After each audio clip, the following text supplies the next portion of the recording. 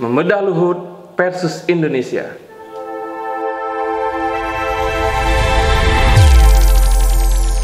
Teman-teman Citra Indonesia, kami jamin Anda menang. Pak Yanto, terkait dengan Bapak Luhut Binsar Panjaitan, Pak, ya, yang kita ketahui bersama, beliau adalah Menko Maritim dan Investasi untuk di Kabinet Indonesia Maju ini, Pak. Menurut Bapak, Pak, bagaimana Pak sepak terjang dari beliau saat ini itu, Pak? Ya, kalau kita bicara sepak terjang Pak Luhut, Mas Yuki, beliau itu penuh dengan kontroversi di Indonesia ini.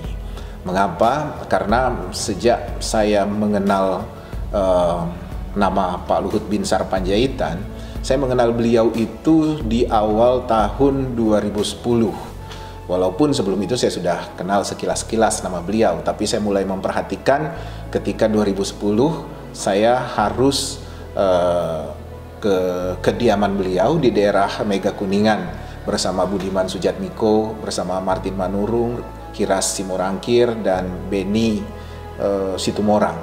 Kami waktu itu ingin berdialog dengan beliau, meminta perspektif beliau tentang banyak hal, termasuk tentang EKTP, termasuk tentang Kongres PDIP, tentang pemetaan kependudukan kita ke depan, dan berbagai isu-isu pembangunan dan politik lainnya waktu itu. Dan saya terus terang saja melihat beliau sebagaimana manusia biasa gitu. Kita bahkan disuguhi singkong rebus kesukaan beliau, dan saya pikir Pak Luhut di atas rata-rata para pejabat Indonesia dari segi perspektif dan kapasitas maupun bobotnya. Nah, saya memang berharap Pak Luhut suatu saat bisa memberikan pengabdian lagi atau pengabdian yang lebih pada Republik ini. Tapi tentu sebagian besar orang yang melihat Pak Luhut atau tidak terlalu kenal dengan beliau menganggap beliau itu adalah sosok yang terlalu powerful, terlalu dominan, terlalu bisa menguasai berbagai lini. Tapi saya bisa memaklumi bagaimana, karena beliau punya begitu banyak jejaring gitu kan, sebagai orang yang juga besar di Kopassus beliau, kemudian pernah menjadi Menteri Perindustrian, berlatar belakang militer dan dekat dengan sipil gitu kan. Jadi saya pikir itu adalah hal yang lumrah kalau memang sosok atau figur itu punya kapasitas terhadap apa yang terhadap yang dilakukan untuk menyumbang dharma baktinya buat bangsa dan negara ini.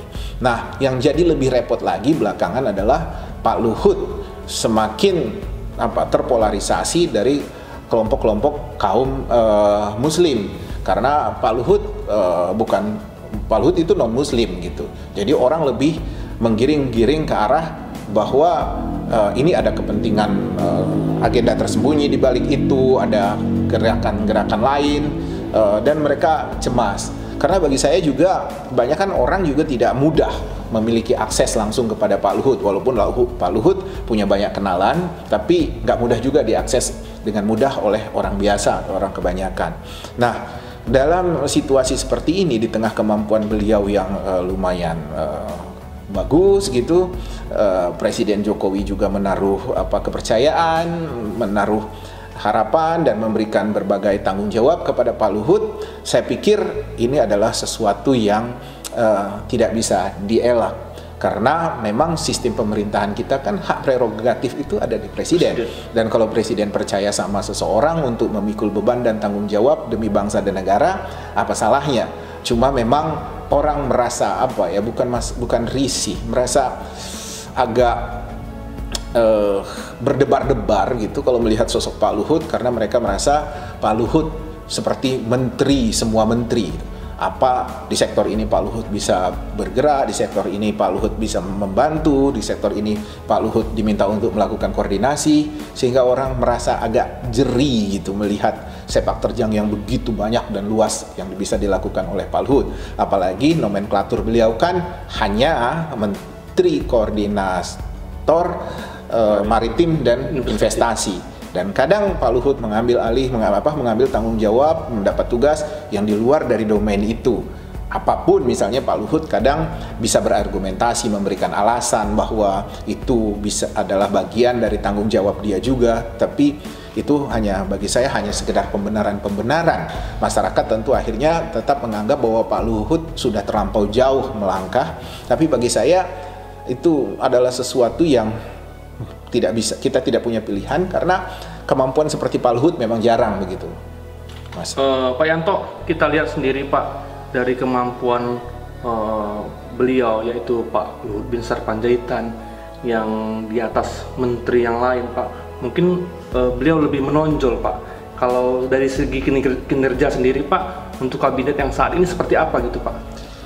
Iya, kalau dari awal saya perhatikan Pak Luhut menjadi menteri yang membantu Pak Jokowi, saya pikir Pak Luhut banyak melakukan pengamanan politik itu efektif untuk kepentingan Pak Presiden. Cuma masalahnya memang ketika berkaitan dengan kepentingan ekonomi, kepentingan industri, kepentingan infrastruktur, orang sudah mulai mencurigai apa yang dilakukan oleh Pak Luhut. Tapi bagi saya sepanjang itu akuntabel, sepanjang itu bisa diaudit, kenapa tidak? Nah, yang menjadi heboh sekarang kan ketika beliau diminta menjadi ketua Satgas Covid ya, ketua Satgas atau apa pokoknya yang menjadi koordinator untuk penanganan Covid di Indonesia. Dan saya lihat itu sepertinya jadi ketika Pak Luhut mendapat mandat itu clear bagi masyarakat bahwa sebenarnya pemerintahan ini kekurangan SDM untuk melakukan penanganan yang sifatnya extraordinary. Sehingga setiap ada masalah yang serius, setiap ada masalah besar, pemerintahan ini selalu meminta Pak Luhut untuk turun tangan, selalu meminta Pak Luhut untuk bisa melakukan tindakan-tindakan yang dianggap perlu. Nah, bagi saya memang ini agak unik, mesti dipertanyakan gitu, mesti dipertanyakan karena bisa saja karena seharusnya itu bukan porsinya Pak Luhut. Kenapa di sini tidak leading sektornya bukan Menteri Kesehatan atau Wakil Presiden misalnya? Nah, jelas saya pikir kalaupun saya ada rasa penolakan, semisal saya ada rasa penolakan dengan kehadiran Pak Luhut di situ, saya pun merasa saya harus berpikir ulang kalau misalnya beban yang begitu berat harus ditangani oleh Menteri Kesehatan yang harus melakukan koordinasi lintas sektoral gitu dengan banyak pihak gitu, mungkin orang-orang yang lebih senior dari Menteri Kesehatan. Ini nggak mudah dan harusnya ini ditransfer, didelegasikan kepada Wakil Presiden karena ini kan sudah masuk dalam skala nasional pandemi ini. Harusnya setelah Presiden ya Wakil Presiden dong yang harusnya turun tangan. Tapi saya rasa justru ini akan lebih menimbulkan kontroversi lagi dan lebih menimbulkan persoalan-persoalan lagi. Karena sejauh ini pun saya lihat Pak Ma'ruf Amin juga tidak pernah mau tampil dan tidak pernah mengeluarkan statement-statement yang signifikan dan wacana-wacana besar tentang kebangsaan ini. Jadi kita memang tidak punya pilihan lain, Mas Yuki, bahwa Pak Luhut lah yang memang menjadi harapan kita di pemerintahan sekarang. Pak, kedepannya Pak, apakah ada gambaran Pak dari seorang Bapak Luhut Binsar Panjaitan untuk menyalonkan di 2004 ataupun beliau hanya di balik layar gitu Pak? Menurut Bapak seperti apa gambarannya Pak? Saya sejak mengenal Pak Luhut, saya tidak melihat bahwa beliau punya ambisi untuk jadi presiden. Beliau hanya ingin punya kontribusi besar, ingin memiliki wilayah pengabdian yang luas dan signifikan buat Republik ini. Hanya sebatas itu. Saya rasa Pak Luhut orang yang tahu diri bahwa sebagai non-muslim berat buat beliau untuk tampil di permukaan untuk menjadi pimpinan nasional. Itu akan sangat kontroversial buat mayoritas masyarakat kita. Masyarakat kita belum terbiasa, belum terdidik, belum terlatih untuk menerima latar belakang yang berbeda seperti ini. Dan Pak Luhut menyadari itu. Nah, yang jadi masalah adalah apa yang harus dilakukan Pak Luhut setelah misalnya periode Jokowi Ma'ruf Amin ini selesai. Itu yang masih menjadi tanda tanya besar saya. Tapi mungkin saya sih berharap Pak Luhut bisa menjadi semacam negarawan saja besok, menjadi penyeimbang kekuatan politik di Indonesia. Itu yang saya harapkan yang bisa dilakukan oleh Pak Luhut daripada aktif bergerilya di partai-partai politik yang belum tentu juga menimbulkan manfaat buat orang-orang yang tidak menyukai Pak Luhut.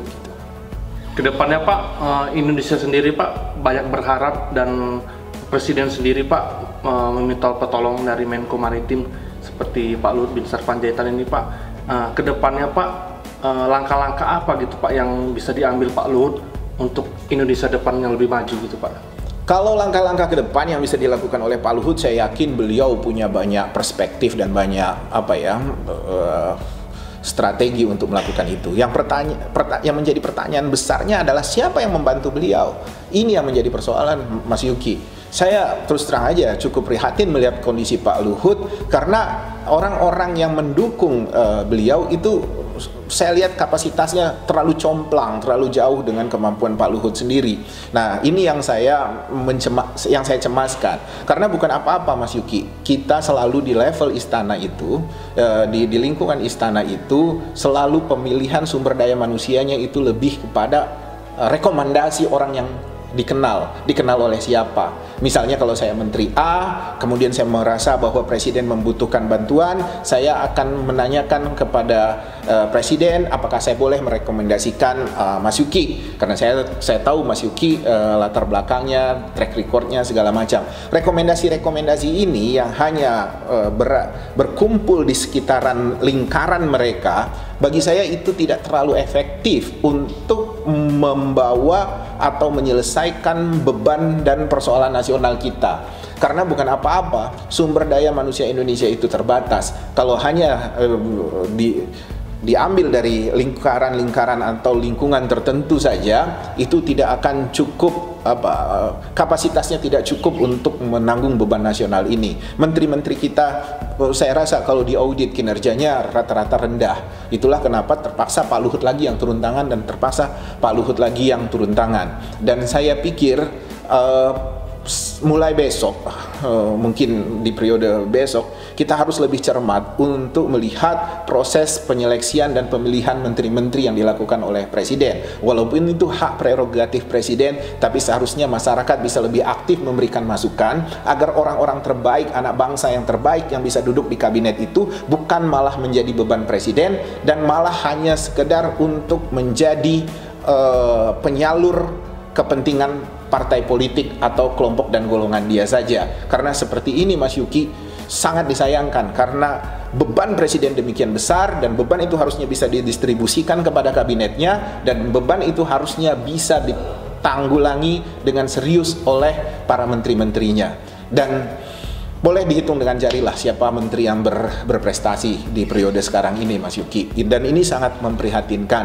Harusnya Presiden bisa mengatakan kepada publik dia membutuhkan bantuan dari orang-orang yang profesional, orang-orang yang bisa direkomendasikan oleh publik untuk membantu beliau di pemerintahan ini, Mas. Termasuk Pak Luhut, menurut Bapak berprestasikah atau seperti apa gitu Pak? Pak Luhut pada batas kemampuannya, saya rasa beliau sudah menyelesaikan tugasnya dengan lumayan baik. Tapi sebenarnya kalau Pak Luhut, seperti yang saya katakan tadi, kalau dilihat dari kapasitas Pak Luhut seharusnya bisa lebih baik dari ini. Sehingga saya mencurigai bahwa para pendukung, para asisten atau pembantunya lah yang tidak memiliki kapasitas untuk mengikuti gerakan-gerakan atau pemikiran-pemikiran Pak Luhut.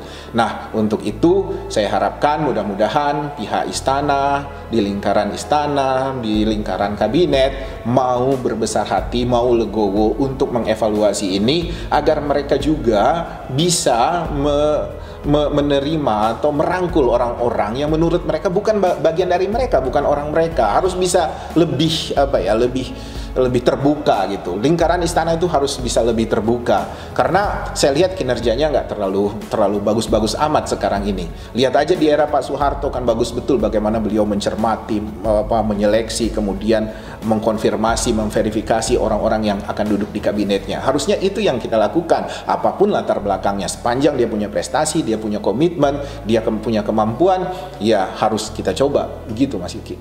Terima kasih Pak atas penjelasan kepada Bapak Luhut Binsar Panjaitan. Semoga beliau selalu diberikan kesehatan selalu dan maju terus Indonesia. Amin. Terima kasih Pak Yanto. Oke teman-teman Citra Indonesia, demikianlah pembahasan kali ini terkait dengan Bapak Luhut Binsar Panjaitan.